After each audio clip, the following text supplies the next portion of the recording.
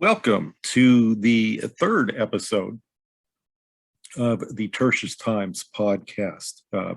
Today, we're going to, for the first half of the podcast, just concentrate on something that just released today by the United States Commission on International Religious Freedom.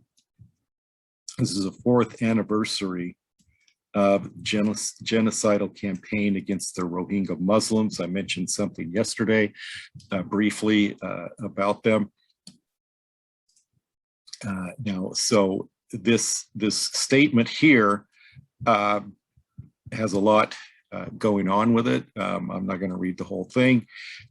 But here is the first paragraph. The United States Commission on International Religious Freedom, USCIRF, today marked the fourth anniversary of the Burmese military's genocidal campaign against Rohingya Muslims in Rakhine State by calling for accountability of the military junta known as the Tatmadaw, who perpetrated this violence. And just quickly to give you a sense of where that is, here's a map of Burma, or Myanmar, as it's also known. And this little sliver of land right here is that Rakhine State.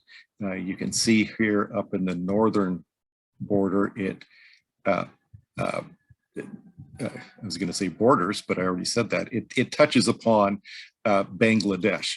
So it shares a border there, and that's where many of these people are fleeing and seeking refuge in Bangladesh. And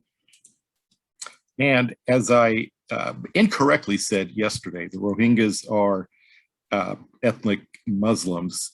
They are an ethnic people, but not necessarily all of them are Muslims. And we'll talk about that in a minute or so. But basically, the story is concentrating on bringing attention to the, in fact, what the US government is in fact calling a genocide, a genocidal campaign against the Rohingya people. Burma, if you don't know, is a largely Buddhist country, and this is Wikipedia, so make of that what you may, but this seems to be reliable information here. Buddhists are 63, just over 63% of the population. Now, this is just in the Rakhine State. They are even more predominant in the country as a whole. Here, Islam makes up 34, just over 34%, and Christianity, as you see here, just about 1.5%, and that will be significant in just a minute. And here you have Hinduism, tribal religion, and others filling up the rest of the population. So it's reporting things such as indiscriminate killings of civilians, mass rape, arbitrary detentions. Obviously, it is a very horrendous situation to be in. You know, a lot of focus, obviously, today is on Afghanistan, rightly so, but let's not forget at the same time that there are literally thousands of people in Burma or Myanmar, much less around the world, who are also in very dire straits. So the one thing I wanted to also elaborate on is that Rohingya Christians exist. And this is from, again, International Christian Concern, persecution.org. This came out, when was it? Okay, yes. So April, earlier this year. Just a couple things here. A small minority within another small minority, Rohingya Christians have long found themselves on the receiving end of persecution, not only from the Tatmadaw. Remember, that's more that like an official government militia, but from other Rohingya as well. And it talks later in this article about Islamic fundamentalists within the Rohingya population that are persecuting their blood brothers, Rohingya Christians. So they are Rohingyas are in a dire state. Rohingya Christians are in a further dire state within that dire state. So pray just in general for all the Rohingya, obviously, that this persecution of them, this genocide against them by the Myanmar government or the Burma government will cease, and that also the violence against Rohingya Christians would stop as well, and that everybody would just recognize common humanity that we all share. All right, so that's it for now. I went a little bit over, but you know, as all of these things are, this is very important. So just wanted to keep you up to date on what's going on. All right, welcome back. Again, we've got with us Aryan and Ahmed, two young Afghani guys who now live here in the United States. And now they're going to tell us about what life was like after the American invasion into Afghanistan. So either one of you, you want to start, go ahead and go. So what was life like when you there? So life was pretty much really good for the people of Afghanistan.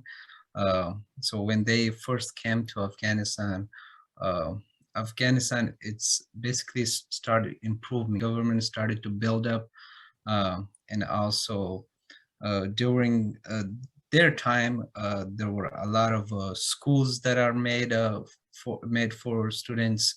Also, there were a lot of bridges, canals, and also a lot of pools that were made for peoples. And it was like a next chapter for Afghanistan, like going from darkest chapter to like a new prosperity life. So it was for our people, it was the best experience we ever had, because all what they're doing was, you know, to fight Taliban. There were no harms to civilians, and because of their coming to our country, we now have a lot of nurses, a lot of doctors that are working in the hospitals. Very good. And we have universities, which is girls and boys, they go to universities that's like same universities, but like different, like in the room there's girls side and there's also boys side. Right. Yeah. And so it's same for the high schools, but in some places high schools are different. Like there's girls, they go in the morning and their boys goes in the afternoon. Right. But some like private schools, girls and boys, they go at the same time. Oh, I did not know there were private schools. Oh yeah, yes, there were private school. I was like, as I said, that's interesting. Yeah, I was mentioned I was going to private school. I was going to two schools, so like I was yes, all day. you did mention that. Okay. So yeah, I would like to add what my brother said. So that is true. I wouldn't call American invading Afghanistan as an invasion. I would easy way to say it, I would call it a helping hand, helping another brother, Okay. sister. That's, Even though it was yeah, yeah, yeah. technically still an invasion, but It's an invasion. It's because like at first when they came, like a lot of people, they were fearing, because the same thing, how Soviet Union, when they first came, right. because they didn't want the same thing to happen again.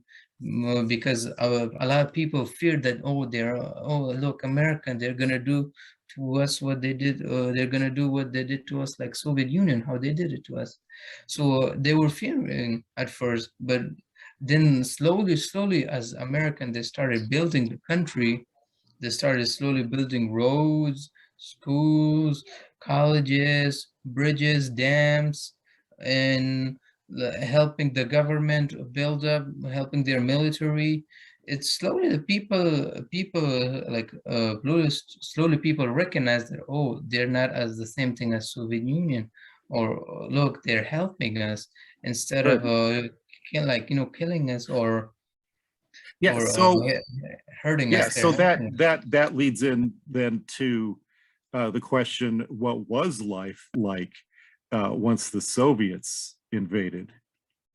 Oh, life, as a life, I heard from, because I wasn't alive, so I heard from my elders. Life, they said life couldn't been worse, because you had no rights. Even if you're a male, you had no rights. It's a fight for survival. It's basically you are on your own. Like, you are in the jungle, you're on your own, no helping hand. Well, It was a fight for survival. Everybody tried to survive, but the good well, thing was the people, I'm sorry, but the Soviets then were fairly brutal. they were very brutal. Yeah, they were very brutal. They had, let's just say, no human instincts, because they used the worst torture method they could possibly think, with kids, with females, with Right. males. But it was quite a different story with the Americans. Yeah, with an American, there was quite different stories. So there's respect for human life and Yeah, American, things they like had the that. sense like Very they're good. human Okay, lives. that's good. I think people should be aware of that. So that's a very good positive thing. All right. The next installment here, we will discuss some political, maybe some religious stuff as well. So we'll see you next time.